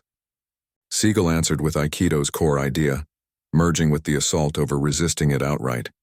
He shifted with Stallone's vigor, rerouting over halting, leading over ceasing. The outcome was odd to see. Stallone delivering standard film strikes while Seagal appeared to glide around them like fluid past rock. What's occurring? Dana overheard a close observer question. They're not responding. Arnold, irritation visibly mounting, quickened his rate. His actions became less managed, more urgent for connection. Chuck persisted in dodging with least effort, never replying, never assaulting, just showing the gap between show and training. The pattern lasted nearly a minute. Arnold and Stallone assaulting with rising force. Chuck and Seagal countering each move sans visible strain. The masses' puzzlement grew. Some started jeering at the absence of striking involvement. Others observing with emerging regard for the unfolding instruction. Arnold, inhaling deeply now, retreated in annoyance. Is this your idea of combat? He shouted loud for nearby rows to catch, evading. Chuck's look stayed steady. Preserving energy is the primary rule, Governor. Why use power when unnecessary? The answer sparked dispersed laughs, aggravating Arnold more. He surged ahead again, this time with a wide swing bearing his full mass. A hit that, if landed, could have ended the display instantly. Chuck moved aside with such accuracy that Arnold's drive propelled him onward, unbalanced and exposed. For the first time, Chuck started contact, not a blow, but a soft reroute that employed Arnold's own vigor against him. The ex-leader stumbled, almost dropping before steadying on the barriers. The masses inhaled. Across the area, Seagal had taken a comparable method with Stallone, taking in and rerouting each assault with smooth simplicity. Stallone, more perceptive than his ally, had begun adjusting his actions, becoming more careful, more calculated. As insight emerged in his gaze, the initial segment closed with a signal that appeared to surprise all. Arnold went back to his area, features red from strain and what resembled confusion. Stallone united, forehead creased in thought. They're ridiculing us, Arnold whispered, audible for close records. No, Stallone answered reflectively. They're instructing us. Opposite the area, Chuck and Seagal held calm talk, neither exhausted nor worried. Their calm sharply opposed Arnold's restless steps and Stallone's sharp concentration. Dana drew nearer to her screen, noting the change in the venue's vigor. What started as show was shifting into something unforeseen. a direct exhibit of the distinction between surface and core, between displaying power and living it. The signal for segment 2 rang. This occasion, Stallone advanced initially. His method clearly altered. Absent were the broad film strikes substituted by tighter, more effective actions. He had devoted years collaborating with pro boxers for his Rocky works, and that true insight now appeared as he clashed with Seagal with increased regard and consciousness. Seagal gestured faintly, noting the change. Their interaction grew more seamless, more real, still a display, but now filled with shared acknowledgement. When Seagal performed an Aikido move that softly reversed Stallone's vigor against him, the performer adapted skillfully, recovering his position with fresh modesty in his look. Arnold, though, drew a distinct insight from the first segment. His assaults on Chuck turned more forceful, more resolved, as if he could surpass method with pure determination. He released a storm of strong hits, each given with the complete belief of a man used to shaping reality to his view. Chuck's reply held steady. Least power, most effectiveness. He didn't stop Arnold's assaults. He ensured they met nothing solid. Like attempting to strike a shade, Arnold discovered himself increasingly drained while his rival stayed energized and balanced. Midway in the segment, annoyance overtook plan. Arnold surged ahead with a yell, trying to seize Chuck outright. It marked the first genuine battle aim, crossing from display to clash. Chuck's reply was prompt but controlled. As Arnold rushed, Chuck performed a basic move, rerouting Arnold's significant drive and permitting nature to finish what method initiated. The ex-leader discovered himself aloft suddenly, then prone on the surface, the collision expelling air from his chest in a clear exhale that the audio seized flawlessly. The venue silenced. Chuck positioned over Arnold, not in victory but prepared, ready to aid if welcomed. For an extended instant, Arnold stayed down, dazed more by the simplicity of his loss than the drop. When he eventually spoke, his tone held an unfamiliar shake. How did that happen? Chuck offered a palm. 50 years of training, not 50 years of simulating. The terms given sans spite, but with direct truth, resounded through the quiet venue. Arnold delayed, then took the provided palm, permitting Chuck to aid his rise. Something changed then, not solely in Arnold, but in the whole occasion's mood. The display had surpassed amusement and turned into teaching. Thousands observed, devices ignored in their grips as self-importance met ability and discovered itself lacking. The rest of the second segment proceeded with altered vigor. Stallone persisted in his more skilled interaction with Seagal, each exchange disclosing the performer's true admiration for combat arts under his cinema image. Arnold, still rattled, neared Chuck with fresh care, his actions more restrained if not more successful. By the concluding segment, the display had fully shifted. What began as a show had become a workshop for men at varied stages on the range, between enactment and training, between seeming powerful and being powerful. Arnold, his famed assurance clearly reduced, now posed queries amid exchanges. Why is this effective? How do you create force without signaling? His interest surpassing his resolve, Chuck replied patiently, showing basics over methods, bases over embellishments. Stallone and Seagal had formed a similar pattern. The performer's enduring interest in combat arts, finding voice in their growing joint presentation. When Seagal performed a detailed joint hold that could have caused pain, Stallone signaled acknowledgement, then requested the action repeated, slower. As the last signal neared, Dana realized she observed something unmatched. Not the madness she dreaded, but a communal alignment between surface and fact, between flair and content. The final minute proceeded as a true display over a contest. All four now collaborating to show varied methods to action, force, and restraint. The masses, originally let down by the lack of grand struggle, had turned attentive, then grateful, then actively involved in the developing teaching. When the concluding signal rang, there was no champion to declare, no success to announce. Instead, all four converged at the core. The classic incline of regard among combat artists, substituting the elevated limbs of a winner. Arnold uttered first, his tone resounding clearly via the venue's audio. I've gained an important insight tonight. The masses quieted, flashes strengthening. My whole existence I've linked power to being the most robust, the largest, the mightiest. He rested a palm on Chuck's back. Tonight I learned that real power isn't about scale or displays of might. It's about restraint, effectiveness, and modesty. The confession, surprising and sincere, sparked a surge of cheers that grew gradually, then filled the whole venue. Not the wild shouts of violent sport, but the deeper regard for seeing true development. Stallone agreed with a gesture. In my works, I've always aimed to demonstrate that spirit outweighs build. Tonight, I recalled that insight outweighs method. Thanks, Steven. Thanks, Chuck. The four elevated their palms jointly, the action erasing rivalry splits and substituting with shared regard. The masses stood in applause not for win or loss, but for the scarcer sight of resolve giving way to insight. As they left the area, Dana observed from her station, her early worries substituted by emerging awareness. What might have been catastrophe had instead turned into the most precious form of amusement, the type that leaves viewers not merely entertained but informed.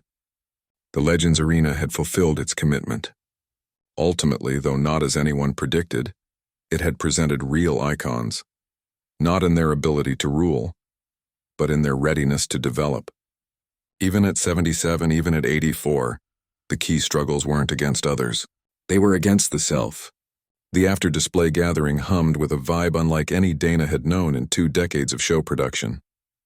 Rather than the usual post-event mood, loud tunes, abundant drinks, stage companionship, the top floor space had taken a feel of a close workshop. Sector leaders, stars, and competitors assembled in small groups, their talk subdued and directed. At the core stood Chuck Norris and Steven Seagal, encircled by an engaged group as they detailed ideas shown in the display. Absent was the show. Instead, a sincere sharing of insight. Observe the foot placement, Chuck clarified, showing a delicate balance shift that barely altered his form yet fully changed his stability. Force doesn't start in the limbs or even the center. It originates from the base upward. The watching group encompassed title combatants, film action planners, and several emerging performers noted for their adventure parts, all attending with the concentrated focus of learners over the courteous curiosity of stars. Seagal, usually reserved in group settings, had discovered his niche too. Many combat methods start by instructing assault, he told his own attentive group. Aikido starts by instructing balance. Only upon grasping balance can you truly grasp dispute. Dana moved through the space holding a fizzy drink, still handling the night's surprising path. The display had been transmitted worldwide, shattering viewer counts on channels, but the standards that typically marked success, viewer numbers, digital involvement, income creation, appeared empty gauges of what had really happened. What an evening. She pivoted to discover Sylvester Stallone nearby, his look reflective as he scanned the area. The performer had switched to relaxed night attire, but something deeper had changed in his manner. A burden removed, a teaching absorbed. Not as I predicted, Dana conceded. The finest teachings seldom are. Stallone tasted his beverage. You know, I've devoted 50 years portraying combatants in films, encircled myself with actual title holders, taken in their methods, their tales, their outlook, believed I comprehended it. He gestured negatively. Tonight revealed the divide between awareness and insight. Where's Arnold? Dana inquired, abruptly noting the ex-leader's resounding tone was notably missing. Stallone's look grew layered. Processing a bit, this affected him uniquely. Across the space in a seclude. But inside the hall's plain barriers, a distinct vigor ruled. Thoughtful, directed, real. So Arnold remarked, his dialect bold but his manner genuine. We are learners today. And instructors, Chuck adjusted softly. Each contributes insight the others miss. Today concerns sharing, not ranking. For the following 2 hours, the hall turned into a lab of action and ideas. Chuck and Seagal showed basic ideas from their respective fields. Chuck's focus on effective hits from his karate roots, Seagal's emphasis on merging and rerouting ki to aikido. Arnold and Stallone shared views from their film methods. How to make action visible on record, how to express effect sans harm, how to narrate via physical motion. What arose wasn't rivalry but partnership. 4 varied routes to expertise finding sudden overlap. As they proceeded, the early unease faded, substituted by the innate fellowship of experts united by shared aim, despite differing approaches. The record demands amplification, Stallone clarified, showing how a film strike extends farther than a real one. But the base stays identical, force originating from the center, passing via position. While actual battle requires effectiveness, Chuck supplemented, displaying how a true hit follows a briefer route, varied uses of the same base. By mid-morning, moisture shone on all 4, proof of involvement over show, when they eventually halted, seating on the hall surface. A clear sense of dissolved barriers existed. I've reflected on last night. Arnold remarked, his tone unusually thoughtful about its revelations. The others paused, offering space for his thoughts. My entire existence I've connected power to rule, being the largest, the most robust, the most accomplished. He gazed at his palms, still mighty but now etched with years' marks. But what I observed in you two was distinct. Power is fusion over enforcement. The contradiction of genuine might. Seagal agreed. The more urgently you seize it, the more surely it escapes. A tap at the hall entrance disrupted their talk. Dana Voss arrived holding a polished folder and appearing far more refreshed than the night before. Gentlemen, she greeted. Hope no interruption. Ideal moment, Arnold confirmed. We were philosophizing. Dana grinned, seating at the training zone's edge. That's linked to my visit. She revealed the folder, displaying idea sketches for a fresh initiative where the initial Legends Arena ads stressed show. Dramatic beams, fierce looks. The language of clash, these fresh ideas proposed something different. Balance over opposition, insight over rule. Following last night, she clarified, I couldn't cease considering what happened. Not solely the display, but its meaning. The path from self-importance to fusion, from outer approval to inner reality. She displayed the items before them. I'm suggesting a sequence named Strength Beyond Strength. Not rivalries, but discussions. Not on who's most powerful, but on power's true meaning across varied fields and existences. The four examined the ideas with diverse looks. Arnold with business evaluation, Stallone with story regard, Chuck and Seagal with calculated thought of aim and effect. The opening part would highlight you four, Dana continued, but it would grow to encompass other voices, competitors, thinkers, spiritual guides, daily champions, all examining the same core query. What is true power and how do we develop it in a sphere fixated on its surface features? Quiet followed her display, each processing the suggestion via his distinct experience filter. It's hazardous, Stallone noted eventually, not the standard action material viewers anticipate from us. The largest advancement occurs at comfort's boundary, Chuck countered. For viewers and experts alike, Arnold examined the idea visuals, his look reflective. You know, upon arriving in America, I held one goal, to be the top, the largest, the most powerful. It was fully outer. Awards, ranks, earnings, ballots. He gazed up, meeting each gaze sequentially. What if the following part concerned something else? About heritage, past success, about sharing over gaining? Seagal agreed. Transmitting insight over gathering honors. So Dana uttered eventually, Are you participating?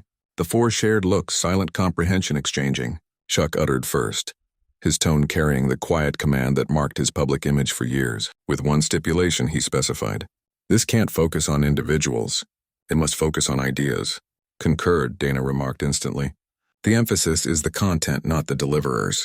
Then I'm participating, Chuck affirmed. As am I, Seagal supplemented. Stallone gestured agreement. Include me. All attention shifted to Arnold, who had grown unusually silent. The ex-leader positioned with palms joined, his look thoughtful. Arnold, Dana urged softly. I'm considering Chuck's words from yesterday. Arnold answered, 50 years of training, not 50 years of simulating. He gazed up, his look direct and free of usual staged quality. I've devoted my existence being Arnold Schwarzenegger, the image, the mark, the icon. Maybe time to uncover who I truly am under that.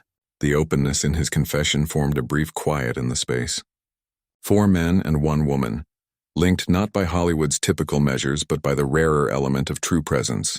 That, Chuck murmured, is where genuine power starts. The afternoon glow passed through the hall's upper panes, casting soft brightness over the training surface. As they settled details for the fresh initiative, the talk proceeded with surprising simplicity across once firm limits. Arnold's business vision enhanced Stallone's narrative skills. Chuck's teaching background balanced Seagal's profound depth. Dana's production knowledge merged these varied parts into workable form. What arose was not merely an idea for amusement, but a structure for change. A link between the staged power that shaped their paths and the real power that would shape their heritages. 3 months on, the Legends Arena presented the debut of Strength Beyond Strength. Not a rivalry, not a record, but a captured discussion. The setup was misleadingly basic. 4 icons from varied traditions sharing learned insights on real might through years of training, enactment, and personal change. The crowd differed from standard Las Vegas groups. No noisy celebrations or image-seeking visitors. Instead, seats occupied by experts from diverse areas, combat artists, performers, competitors, instructors, insight seekers, drawn not by fame, but by true wisdom's promise. Dana positioned offstage observing on a screen as the four seated in a loose ring at the core. No stands, no unique beams, no striking openings, just four people ready to discuss sincerely about the path from self-importance to fusion. Chuck started with typical plainness. Power isn't about ruling others. It's about controlling yourself. What ensued was 2 hours of talk that proceeded with astonishing depth and openness. Arnold discussed openly the uncertainty that fueled his endless chase of bodily ideal, his dread that sans awards and focus, he might vanish. Stallone reflected how his famed roles, Rocky and Rambo, embodied aspects of his own battle with feeling undervalued and ignored. Chuck shared how his early combat training stemmed from fear over insight, the wish to avoid vulnerability, to always be the riskiest in the space, and how that drive changed via spiritual training into something more even and kind. Seagal discussed the contradiction central to Aikido, that true power arose not from opposition but from giving, not from claiming the self, but from exceeding it. The crowd attended in focused concentration, seeing not a show but a disclosure. Four men who had shaped power for eras, now reshaping it before them. When queries arrived, they weren't on film actions or title clashes. They tackled basic human issues. How do you create assurance sans nurturing ego? How do you stay modest sans reducing your abilities? How do you mature gracefully in a society fixated on youth and bodily skill? The replies disclosed not masters with ideal insight, but companions on the route, men who achieved remarkable outer success while grappling with universal inner trials. As the night ended, Dana observed from the sides, conscious she saw something scarce in amusement. Not avoidance, but involvement with existence's deepest queries. Not diversion from fact, but immersion in it. The four icons rose jointly, noting the upright cheers, not with celebrities' trained gesture, but with learners' simple incline who grasp the path never concludes. The gaining never stops. Off stage, as they collected items and readied to leave, a moment of silent recognition passed among them. No elaborate addresses, no striking statements, just the quiet awareness of a loop finished. What began as an ego-based dare had shifted into a partnership based on shared regard.